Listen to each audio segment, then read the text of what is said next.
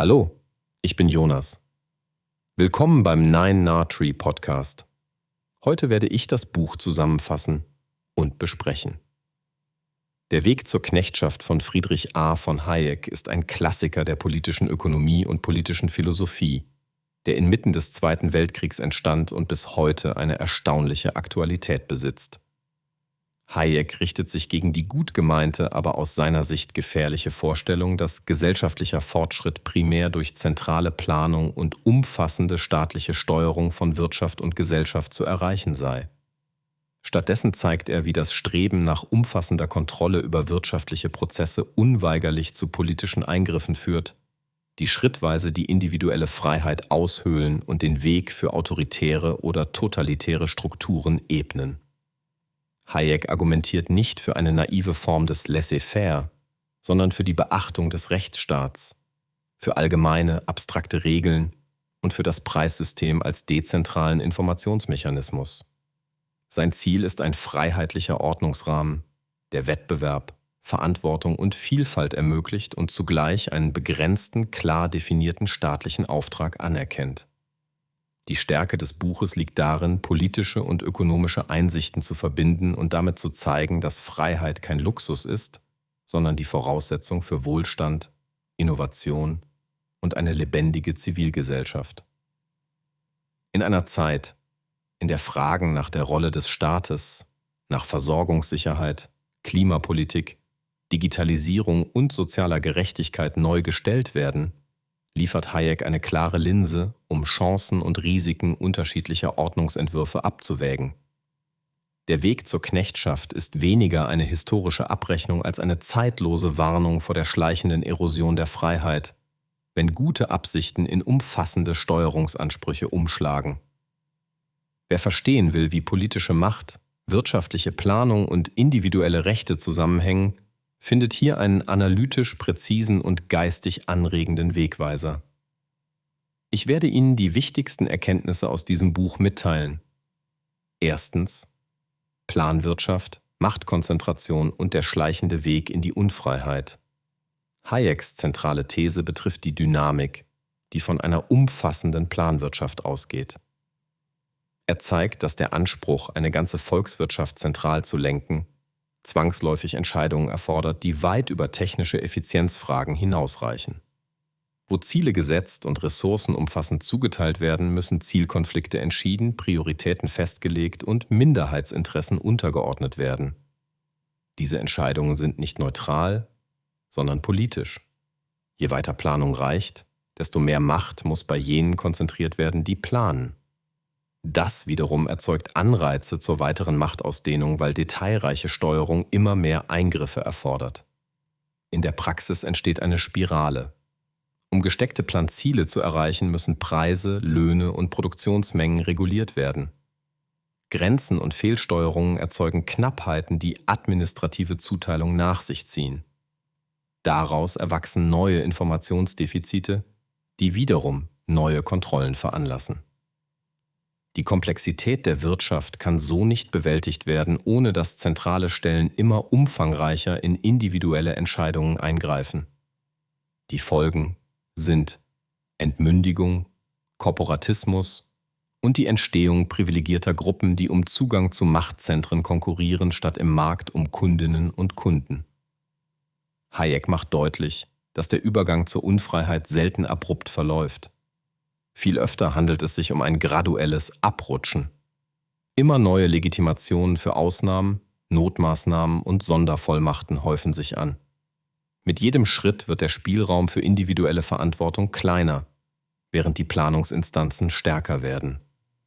Kritik und Wettbewerb, die in offener Ordnung als Korrektiv wirken, werden als störend empfunden und eingeschränkt. Dieser Mechanismus ist nicht an eine bestimmte Ideologie gebunden. Hayek warnt vor Formen des Kollektivismus, die sehr verschiedene politische Farben tragen können. Gemeinsam ist ihnen der Glaube, dass eine zentrale Stelle die Vielzahl individueller Ziele durch ein einheitliches, vermeintlich rationales Gesamtziel ersetzen könne. Gerade in komplexen Gesellschaften ist das illusorisch. Individuelle Präferenzen, lokale Kenntnisse und situative Anpassungen lassen sich nicht robust zentral zusammenführen. Für Hayek besteht das eigentliche Risiko darin, dass gut gemeinte Ziele wie soziale Gerechtigkeit oder Stabilität in ein politisches Projekt münden, das Zwänge normalisiert. Sobald Zwang zum ordnungspolitischen Leitmittel wird, sinkt die Toleranz für Abweichung, Vielfalt und Dissens. Die politischen und moralischen Kosten werden erst spät sichtbar, wenn Institutionen des Rechtsstaats bereits geschwächt sind. Darum plädiert Hayek für einen Ordnungsrahmen, der Planung im Sinne privater Initiative und unternehmerischer Entdeckung zulässt, aber politische Allzuständigkeit verhindert. Nur so kann eine Gesellschaft ihre Kreativität und Widerstandsfähigkeit bewahren. Zweitens. Herrschaft des Rechts statt Herrschaft der Zwecke. Der Rechtsstaat als Freiheitsgarantie. Ein Kernpunkt bei Hayek ist die Unterscheidung zwischen Herrschaft des Rechts und Herrschaft der Zwecke. In einer freien Ordnung beruhen staatliche Eingriffe auf allgemeinen, abstrakten und für alle gleichermaßen geltenden Regeln. Diese Regeln ermöglichen Voraussagbarkeit und schaffen Raum für individuelle Planung, Verantwortung und Verträge. Wohingegen eine Regierung konkrete Zwecke verfolgt und fortlaufend besondere Maßnahmen anordnet, wird das Recht zu einem Instrument situativer Zielerreichung. Der Bürger weiß dann nicht mehr, woran er ist und kann sein Leben schlechter planen. Hayek betont, dass Rechtsstaatlichkeit mehr bedeutet als die bloße Existenz von Gesetzen. Entscheidend sind Form und Inhalt der Regeln. Allgemeinheit, Abstraktheit, Nichtdiskriminierung, Gleichheit vor dem Recht und Bindung staatlicher Gewalt an bekannte Normen bilden das Fundament. Solche Regeln begrenzen Macht, weil sie nicht auf die Bedürfnisse einzelner Gruppen zugeschnitten sind. Sie schützen Minderheiten, indem sie Präferenzen der Mehrheit nicht zu unmittelbarer politischer Zwangsbewirtschaftung erheben. Diese Sichtweise hängt eng mit Eigentumsrechten und Vertragsfreiheit zusammen. Eigentum ist für Hayek kein Privileg, sondern ein zentrales Element der dezentralen Koordination. Es verteilt Entscheidungsbefugnisse, fördert Verantwortlichkeit und macht die Kosten individueller Entscheidungen sichtbar. Vertragsfreiheit erlaubt vielfältige Kooperationen, ohne dass eine zentrale Stelle jeden Schritt genehmigen muss. Der Rechtsstaat gibt dem Markt damit nicht nur Stabilität. Er schafft überhaupt erst den Rahmen, in dem freie Interaktion ohne Willkür möglich ist. Wenn politische Entscheidungsträger statt allgemeiner Regeln konkrete Ziele betreiben, wird das Recht zu einem flexiblen Werkzeug der Tagespolitik. So entstehen Ermessensspielräume, die auf Dauer Anreize für Lobbyismus, Klientelpolitik und selektive Begünstigung schaffen. Die Folge ist Vertrauensverlust in Institutionen und eine Kultur der Ausnahme. In diesem Klima können gut gemeinte soziale Ziele paradoxerweise unterminiert werden, weil unklare, wechselnde Regeln Investitionen und Innovation hemmen. Hayek plädiert für unabhängige Gerichte, klare Kompetenzordnungen und eine öffentliche Debatte, die Prinzipien über kurzfristige Zweckmäßigkeiten stellt. Der Rechtsstaat ist in seiner Perspektive kein Hindernis für Fortschritt, sondern dessen Voraussetzung. Nur wer die Spielregeln kennt, kann Risiken eingehen, Neues wagen und langfristig planen. Gerade in Krisenzeiten ist die Versuchung groß, Regelbindung zugunsten schneller Wirkungen zu lockern. Hayeks Warnung besteht darin, dass der Preis einer solchen Lockerung häufig erst später sichtbar wird. Macht verschiebt sich, Präzedenzfälle entstehen und mit ihnen wächst die Bereitschaft, Normen als variable Masse zu behandeln. Die Wiederherstellung regelgebundener Ordnung ist dann deutlich schwerer, als den Bruch von vornherein zu vermeiden. Damit zeigt Hayek, dass Freiheit nicht aus einzelnen großzügigen Entscheidungen resultiert, sondern aus einer Kultur der Begrenzung und Selbstbindung, staatlicher Gewalt. Diese Kultur wird von Institutionen getragen, die robust gegen kurzfristigen Druck sind. Sie sichert, dass Gerechtigkeit nicht als bloße Zielvorgabe politischer Programme verstanden wird, sondern als Eigentümlichkeit einer verlässlichen, nicht willkürlichen Ordnung. Drittens. Wettbewerb, Wissen und das Preissystem. Die Ökonomie der dezentralen Entdeckung. Hayek ist ein Pionier der Erkenntnis, dass Wissen in der Gesellschaft verstreut, situativ und oft unausgesprochen ist. Dieses Wissen liegt nicht nur in Statistiken vor, sondern in individuellen Erfahrungen, lokalen Informationen und spontanen Anpassungen an sich ändernde Umstände. Der Versuch, solche Informationen zentral zu sammeln und zu verarbeiten, scheitert an der schieren Komplexität und an der Dynamik des Alltags. Hier setzt das Preissystem an, das in Hayeks Sicht als Kommunikationsmedium fungiert.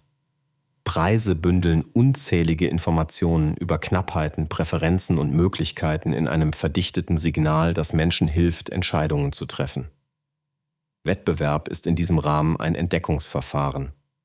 Unternehmen probieren neue Wege aus, beobachten Reaktionen, lernen aus Fehlern und passen sich an. Erfolg belohnt jene, die unter gegebenen Rahmenbedingungen den größten Wert für andere schaffen. Scheitern markiert Ressourcenverschwendung und schafft Anreize zur Umorientierung. Diese Prozesse sind unvollkommen, aber sie sind widerstandsfähig und kreativ. Sie erzeugen Innovation nicht durch Planung, sondern durch Vielfalt und Auslese. Wenn Planung verstärkt wird, werden diese Entdeckungsprozesse eingeschränkt. Preissignale verlieren an Aussagekraft, wenn sie politisch festgelegt oder stark verzerrt sind. Subventionen, Preisobergrenzen oder Zuteilungen mögen kurzfristig Ziele erreichen, führen aber langfristig zu Fehlanreizen, Engpässen und Qualitätsverlusten. Der Verlust an marktbasierten Informationen zwingt Planer, durch immer mehr Daten und Berichte zu kompensieren. Doch diese Daten sind stets nachlaufend und zu grob, um die feinen, lokalen, sich fortlaufend ändernden Informationen zu ersetzen, die Preise und Wettbewerb laufend verarbeiten. Für Hayek ist Unternehmertum nicht nur eine Rolle der Kapitaleigner, sondern eine Funktion, die jeder wahrnehmen kann, der Chancen erkennt, Risiken übernimmt und Neues anbietet. Die gesellschaftliche Leistung des Unternehmers liegt in der Koordination verstreuter Informationen und der Antizipation künftiger Bedürfnisse. Eine freie Ordnung ermöglicht vielen, diese Rolle auszuprobieren. Je enger die Kontrolle, desto weniger Raum bleibt für Experimente. Auch außerhalb der klassischen Wirtschaft zeigt sich die Stärke dezentraler Prozesse. In Wissenschaft, Kultur oder Zivilgesellschaft entstehen Fortschritte oft aus Wettbewerb der Ideen und freiwilliger Kooperation.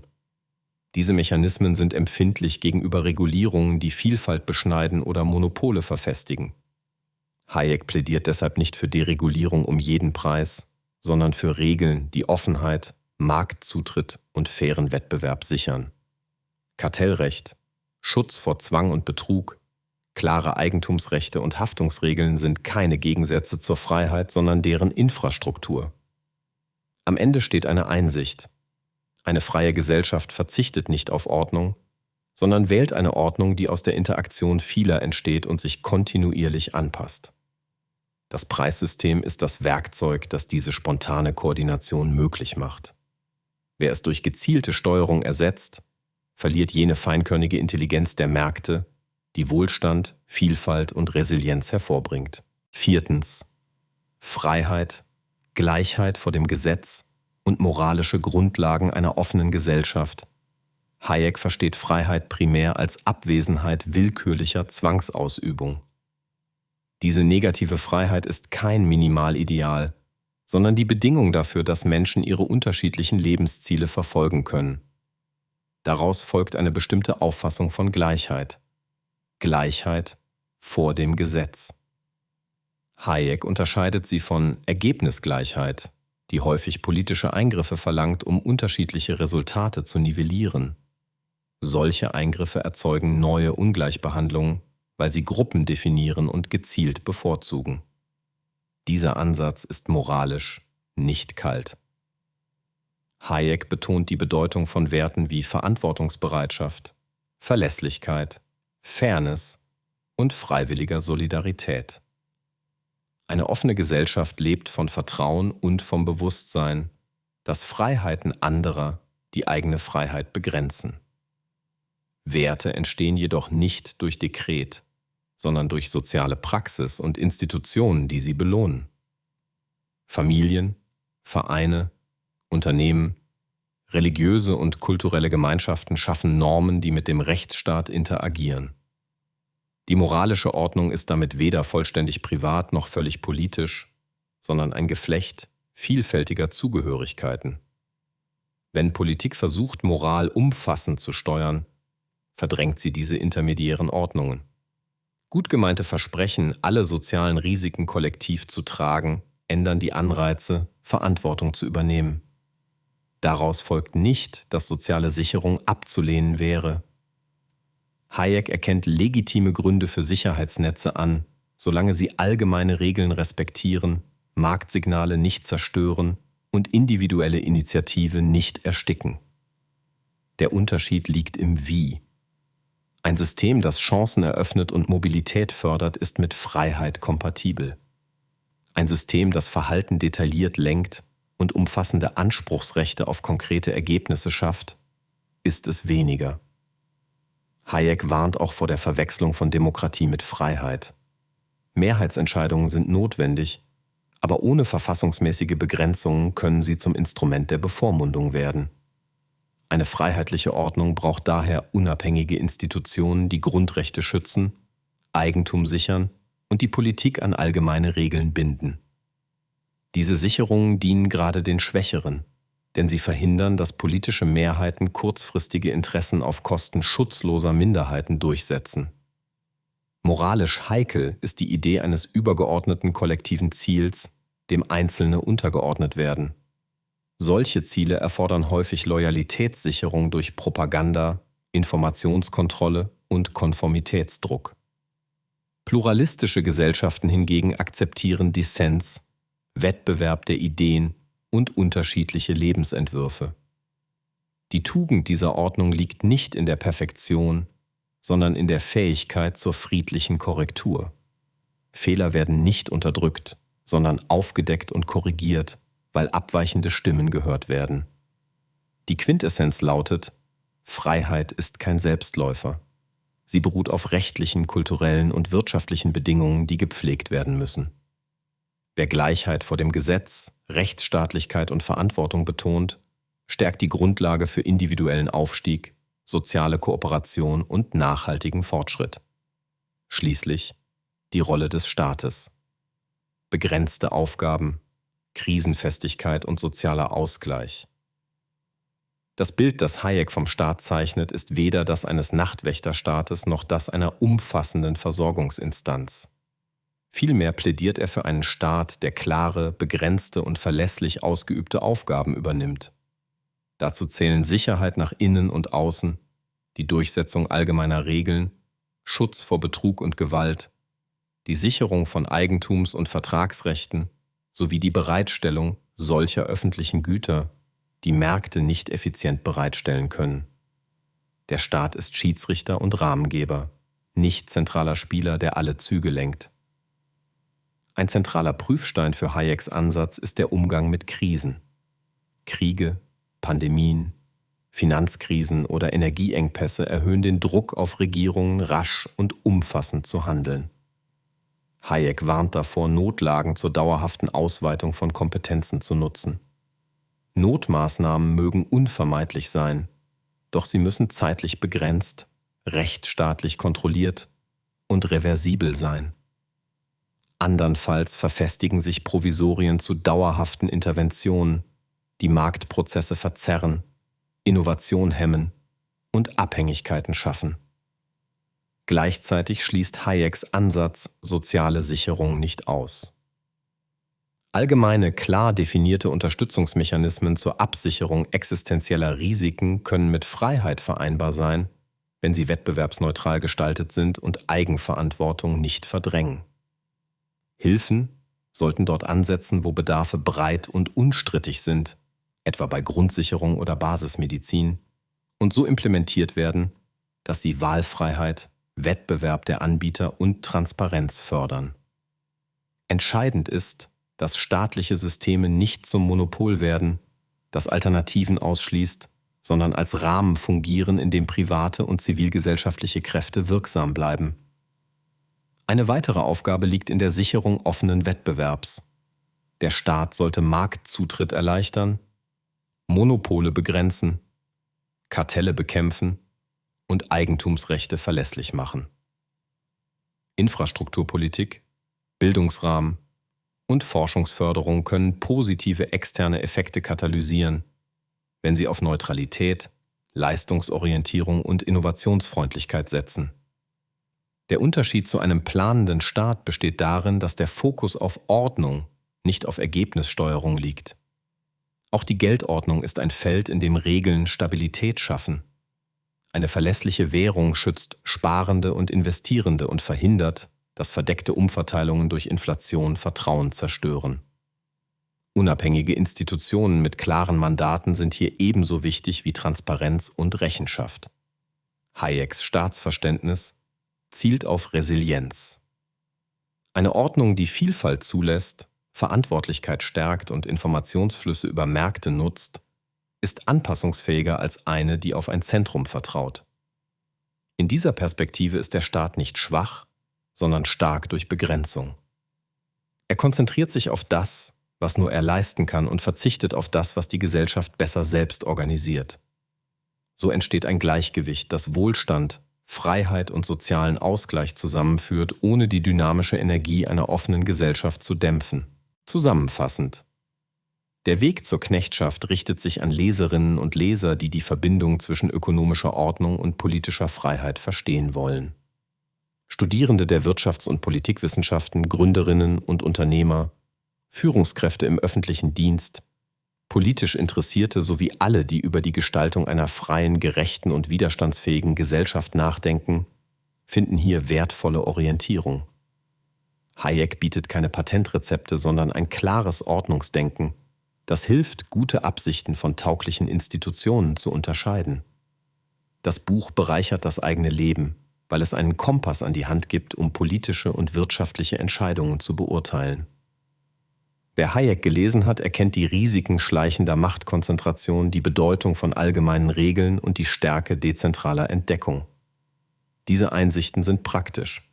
Sie helfen in Organisationen, Anreize klug zu setzen, in der Politik auf verlässliche Regeln statt auf Ad-hoc-Maßnahmen zu bauen und im persönlichen Umfeld Eigenverantwortung, Fairness und Toleranz zu leben.